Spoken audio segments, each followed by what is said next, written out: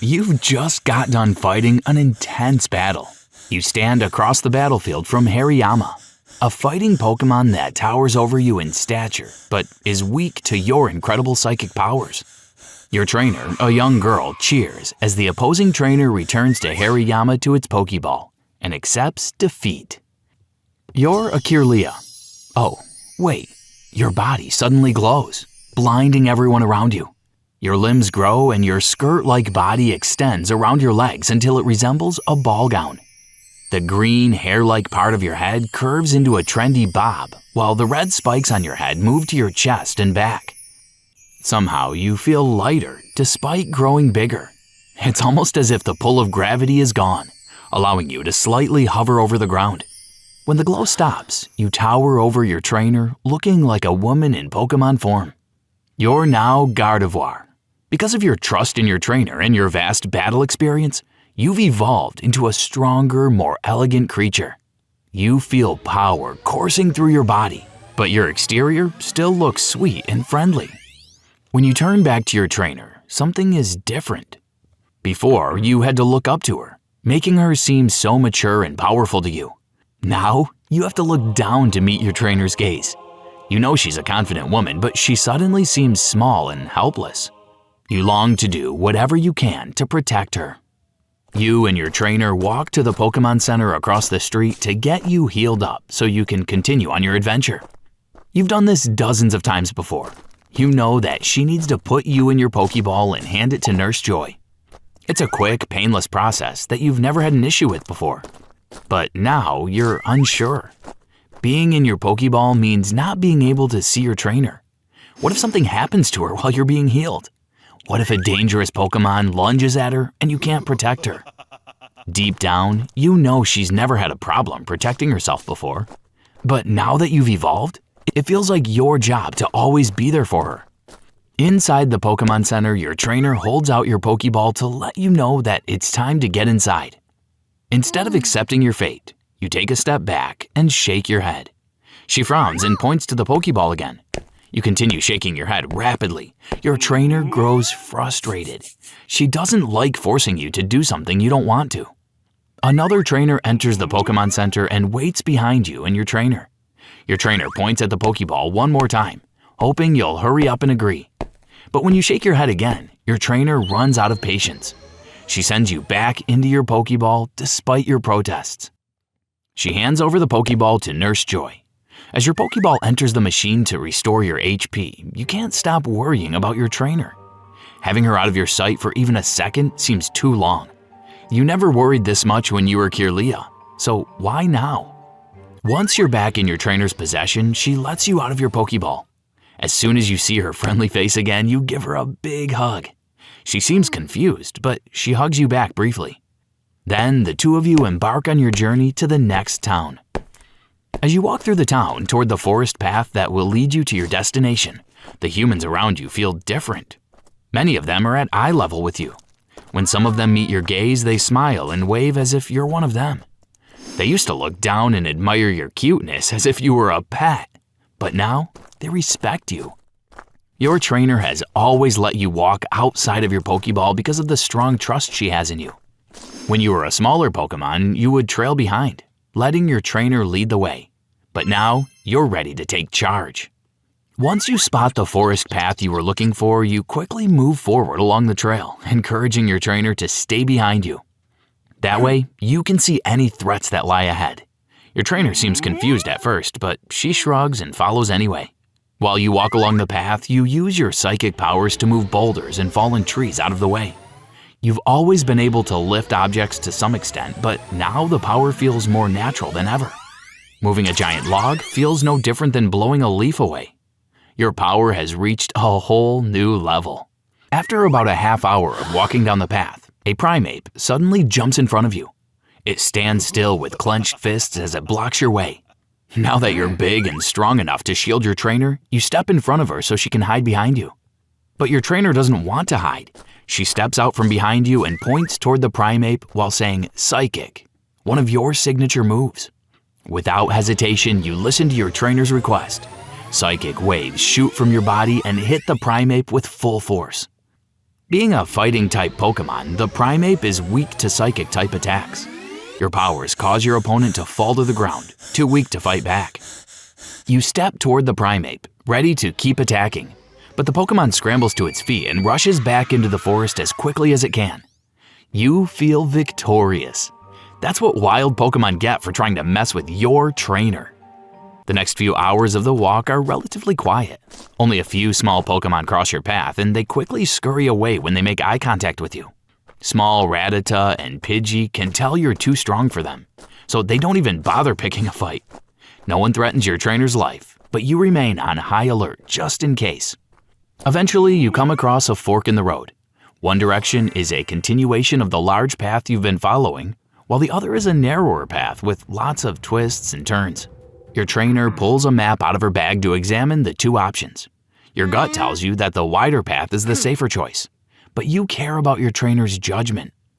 After a few moments of pondering, your trainer folds up the map and eagerly points to the narrower path. You consider protesting, but that didn't go so well at the Pokemon Center. The last thing you want is to be stuck in a Pokeball again, especially when your trainer's alone in nature. So you start walking toward the small trail. As you set foot in the other direction, you get a chilling feeling from head to toe. Before you can process what's happening, your mind is sent elsewhere. Instead of seeing the path in front of you, you see a large Pokemon silhouette. You try to get a closer look at what Pokemon it is, but the figure starts charging toward your trainer at full speed. It all happens so fast that you don't have time to react. Your trainer screams, but it's too late. Suddenly, you snap back to reality. You're staring at the winding path again, and your trainer is by your side. She's safe.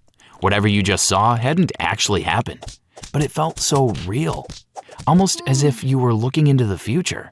You stare down the path again, which looks dark and eerie, just like the location of your vision had. You realize that your psychic powers were showing you what would happen if you continued along that trail. You know you don't want the vision to become a reality. You grab your trainer's arm and pull her to the other trail. At first, she resists, but you don't give up. Luckily, she decides it's not worth the fight. She shrugs and follows you down the wider, more welcoming path. Now that you've avoided the dangerous path, you feel at ease. You worry less about the small obstacles in the path and give yourself a chance to actually enjoy the adventure. You slow your pace so you and your trainer can walk side by side. Things start to feel more like they did when you were a young Ralts or Kirlia. But the path goes on for longer than you expected.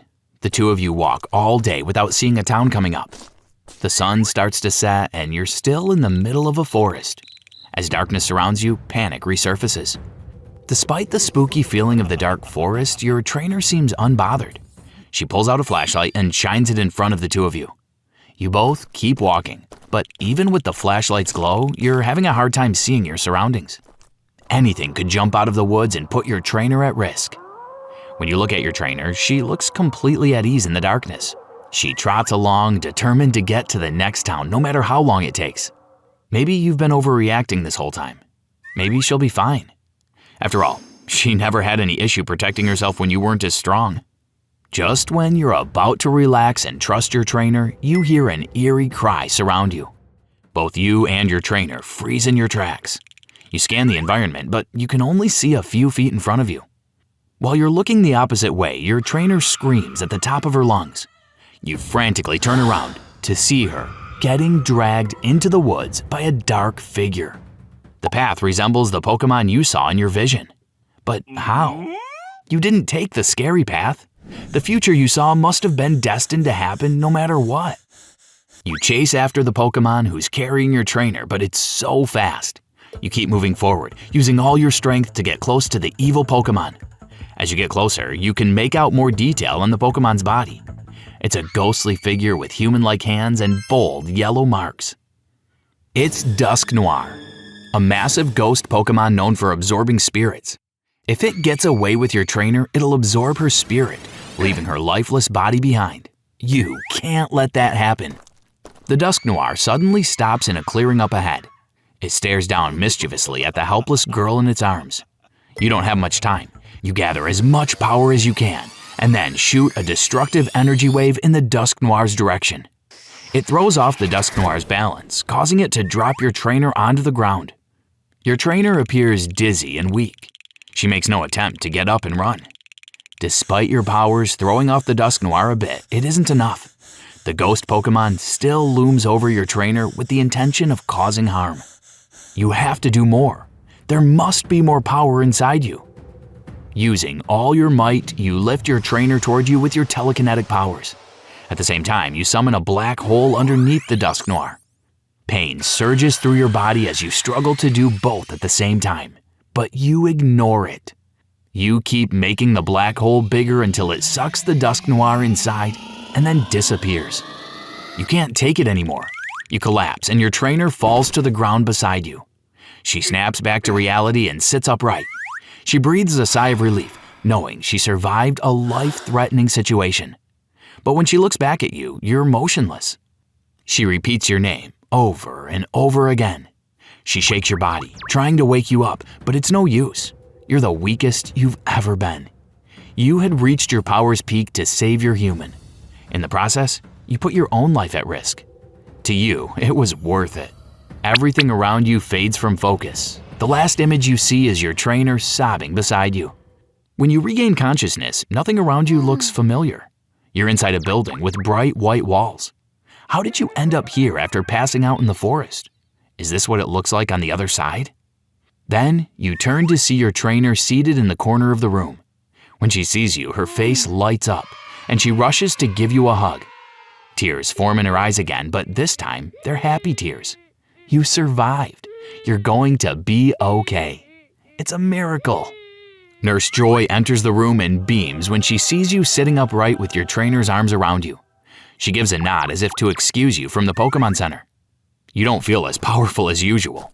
You know you still have some strength to regain, but you don't regret anything. You protected your trainer with your life, just like you were supposed to. And you'd do it again in a heartbeat.